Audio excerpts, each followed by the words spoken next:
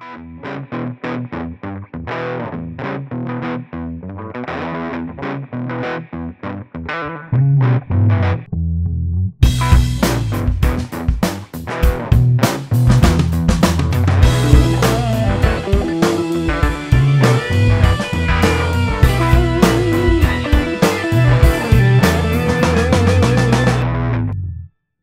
welkom by ons tweede laaste episode vir 2025. Koos, kan jy dit glo? Die jaar is op sy einde. Ek kan dit voel, Gerard. Ek wil op die strand, nou ek is nie 'n strandleer nie, maar ek wil iets 'n doen. strandleer en boekleser is jy. Ja, maar ek gaan lê nie, weet, en ontbloot myself, dat die son my kan kuiings maak nie. Dit is nie, ek hou nie daarvan nie. Ja. Nee, ek het so 'n paar jaar terug, dit was my snaakste ding geweest. Toe doen ek 'n troue in Woester in die middel van Januarie, bloedige hitte.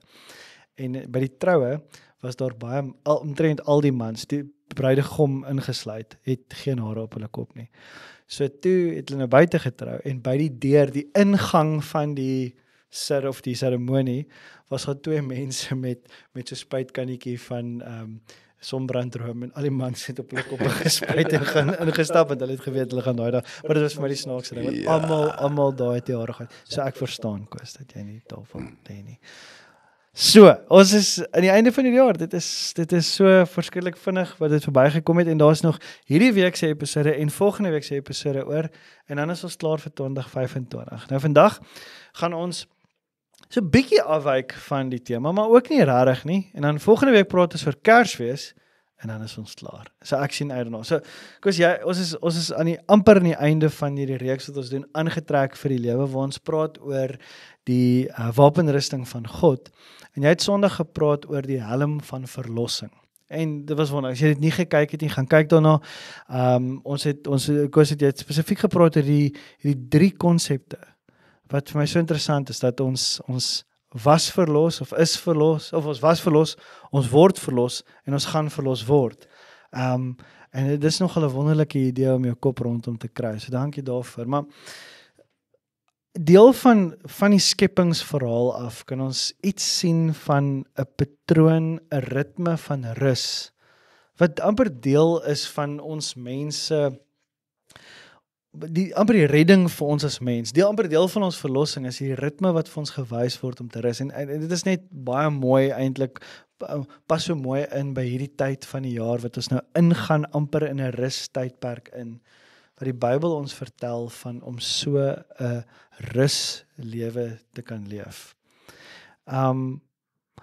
Maar dit kan 'n baie gevaarlike iets wees, as ons nou so aan die voorkant van 'n vakansie staan en ons sê, okay, nou gaan ons afskakel.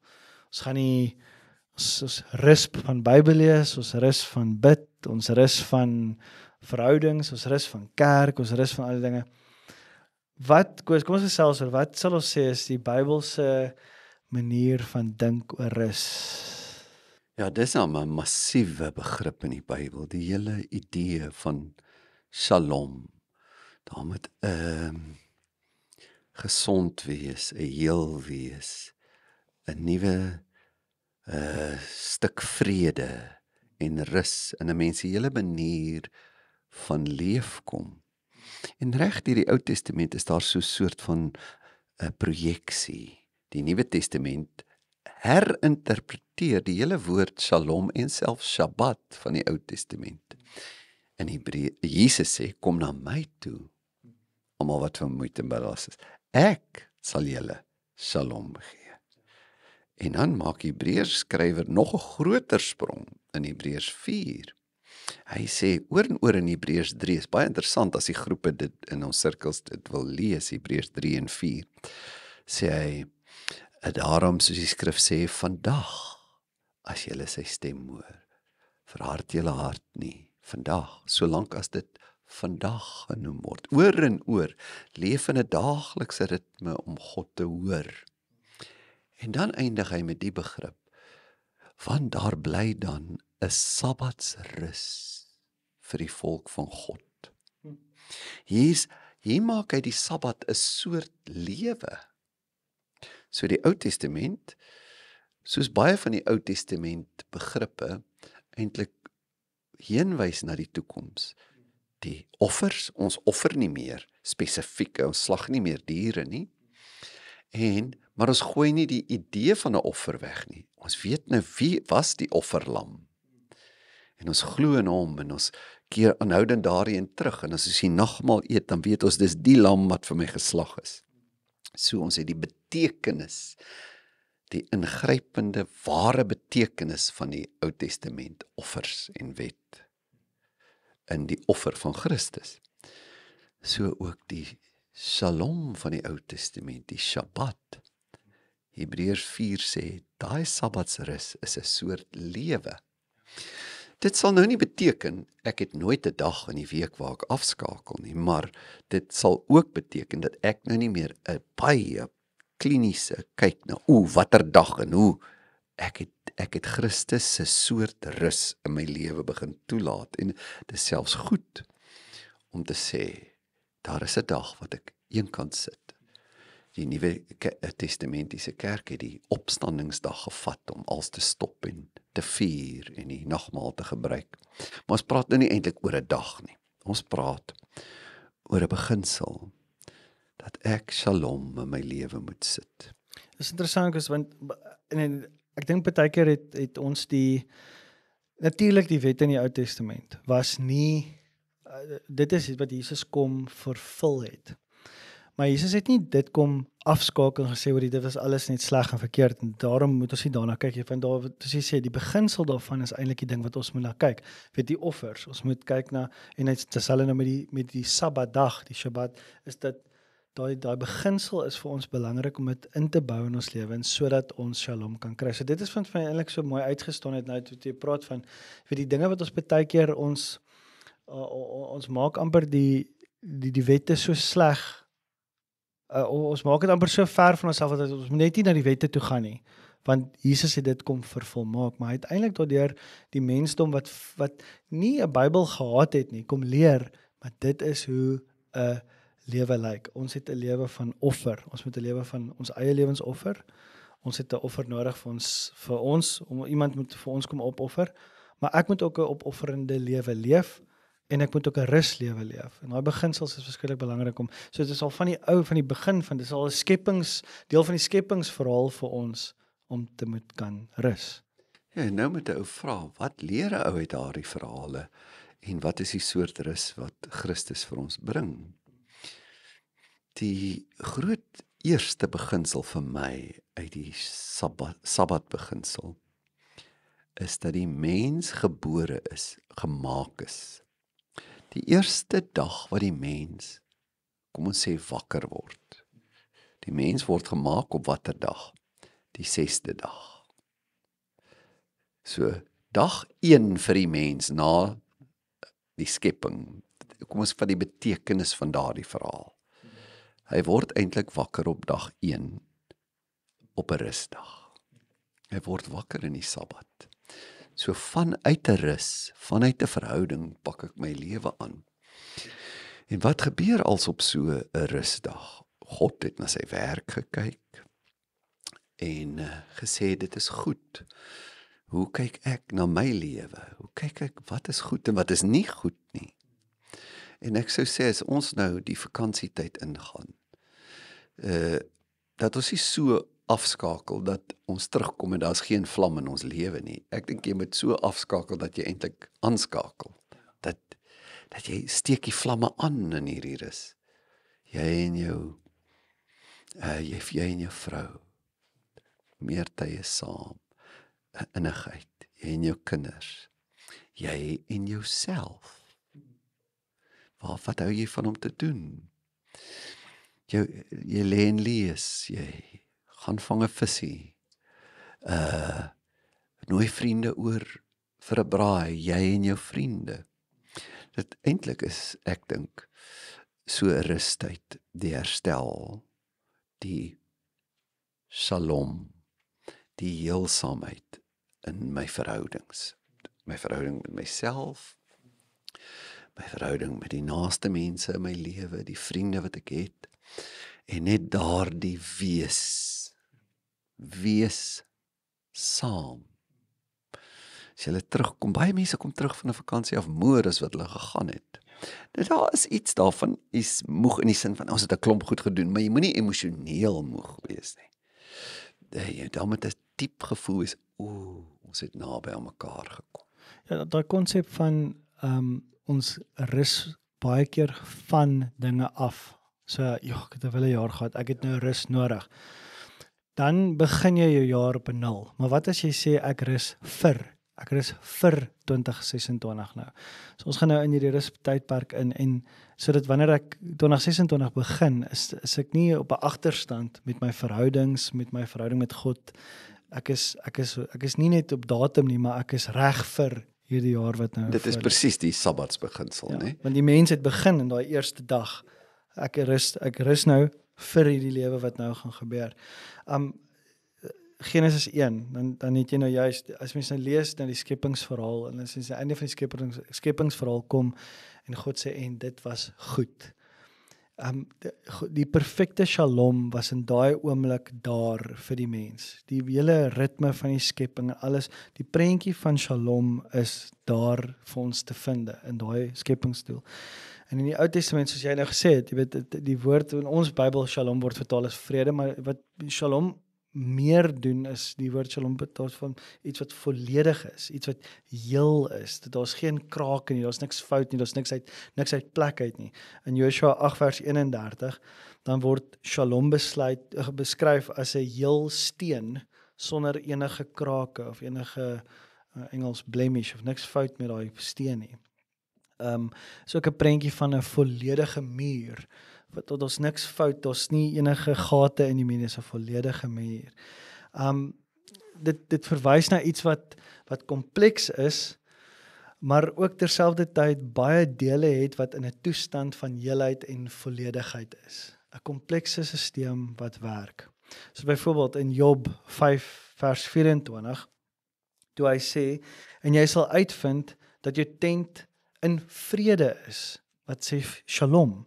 Dis volledig, daar's niks uit plek. Dan gaan dit verder. En as jy op jou woonplek rondkyk, sal jy niks vermis nie. Dis volledig vol. Niks is buite plek nie. En die sentrale idee van die woord is dat die lewe is hierdie komplekse beweging van dele en mense en dinge, van verhoudings en omstandighede, en veral in 'n tyd soos 'n vakansie nou wat ons ingaan. Dit is baie keer die mees komplekste verhoudingsuitdagings as die familie bymekaar kom. Baie mense vrees juist daaroor. As iets uit plek uit is, dan is dit asof shalom ontbreek, want iets is nie in plek nie en dit moet herstel word. So dit is die plek nou wat ons na toe genooi word in hierdie gedeelte van die begin van die vakansie is, waar ontbreek hierdie shalom in my lewe, en om met jouself daai gesprek te hê, dat ek nou rus in hierdie tyd, dat ek hierdie shalom sal vind in hierdie tyd. So wat is die gesprekke, wat is tekort in my verhouding dalk met my vrou? Soos jy nou gesê het, dalk moet ons 'n bietjie iets gaan doen wat lekker saam is, mekaar amper weer vind, sodat shalom weer kan teruggevind word in hierdie verhouding, die volledigheid, die volheid daarvan. As jy mense aan die einde van die vakansie kom en jy kyk terug op jou vakansie en jy voel dat shalom ontbreek nou meer as ooit, dan het jy nie gerus nie. Ja, en mens sal tog vra, wat is die redes dat party vakansies kom jy terug en jy het nie 'n goeie herinnering daaraan nie. Ek sou sê een natuurlik van die redes is dat 'n mens, hoe kan 'n mens sê ek wil rus van God? Ek wil nou eers, jy kan sê ek kom bietjie een kant van my werk, kom weg van my werk af, dan rus ek van my werk. Ek kom weg van die onderhoud van my huis, ek gaan dit nou eers los. Ons kan weer, daar's 'n paar goed wat gedoen moet word, maar kom ons los dit vir volgende jaar. Rus het daardie konnotasie, ek moet wegkom van iets. Maar hoe tragies dat ons dit eintlik, daardie begrip ook indra in my verhouding met God. Ek moet van alles wegkom, ja, na God toe. Ek het dit al soveel keer gesien, Gerard, die slaggate waarin ons trap, waarin ek trap, met so vakansie. Vroeg op, ons gaan nou vis vang, dan dit, dan braai laat by vriende, môreoggend ry ons uit, ons wil daai plek gaan sien, en die dag daarna nie almal gaan swem, kom, wie gaan dit doen, en dan op 'n dag, dan skielik, wat is dit, jy weet, as hy ou Afrikaanse liedjie, ek wonder wat my hinder, daar's onrus in my hart. Wonder wat dit is. Hoekom voel ek nou, ons is op vakansie, maar hier binne. En dan kan jy ook sien in die groep, allerhande irritasies met mekaar. En dan word daar gekompenseer, ons raak al hoe lawwer en op soek na iets wat daai shalom bring. En ek dink, een van die redes is, jy kan nooit rus van God is die bron van shalom. Jy rus nie weg van God af nie, jy kan weg van jou werk af, maar nooit van God af nie. En ek sou sê, om 'n hele maand te sê, ek gaan nêrens na 'n diens toe nie, is 'n risiko. En nog 'n risiko is, as jy dan nie na dienste toe gaan nie, miskien is die kerk ver, of jy wil net laat slaap, is geen probleem, maar hoe is jou stilte tye? Jy kan tog daar in jou bed, ja, kom ons kyk 'n bietjie wat doen daai kerk vandag, om weg te kom van jou ritmes, van als stil maak, om net te hoor, musiek, prediking, lering, is riskant. Is baie riskant om 'n toewydingsritme vir 'n maand te laat vaar. Dis nie shalom nie, dis chaos.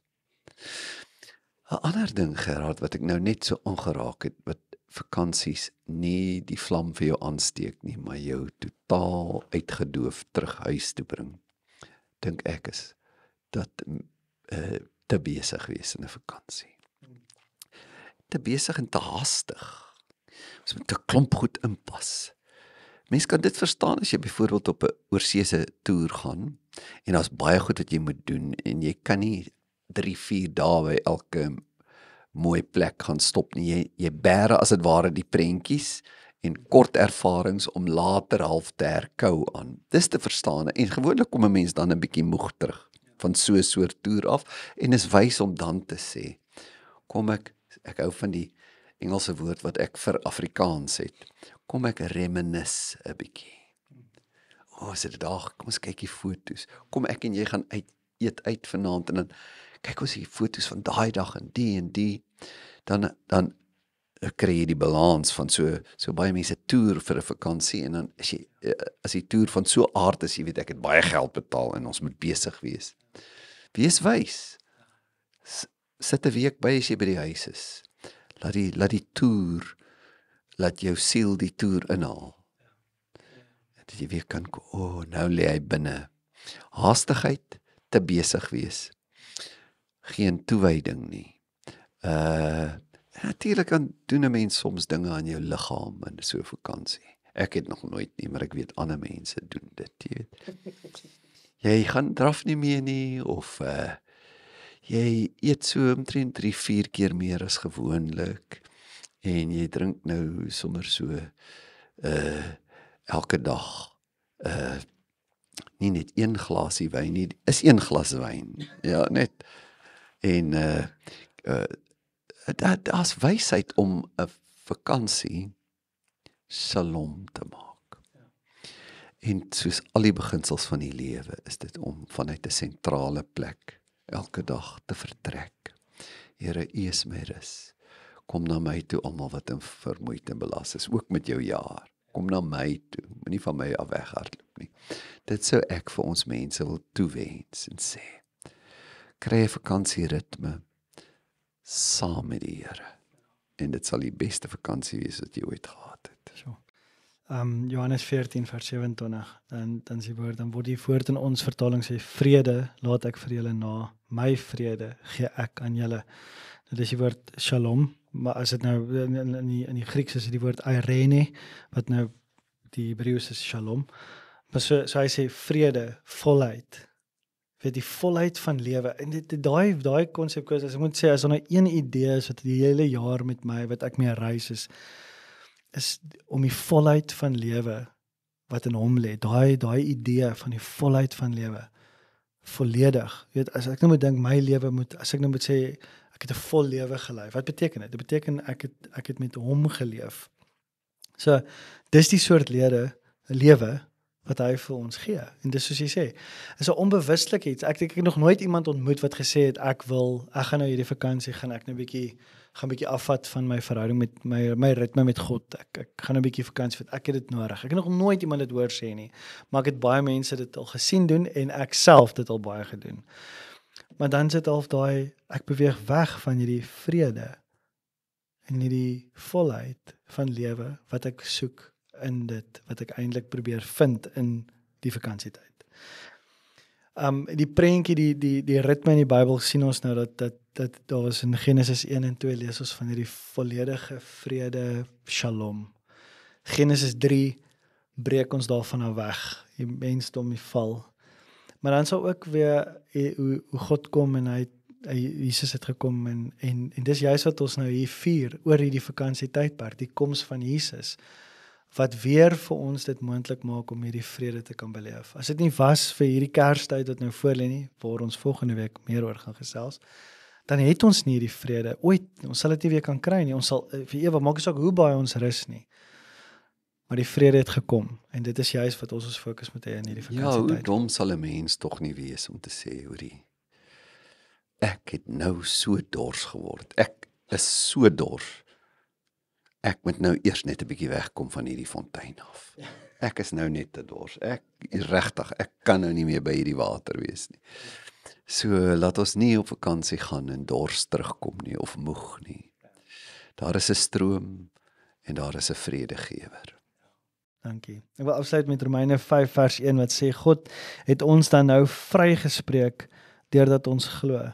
Daarom is daar nou vrede, shalom, eirene, tussen ons en God, deur ons Here Jesus Christus, wat vir ons gekom het en kom sterf het. Baie dankie Koos, sien jy uit na die vakansie?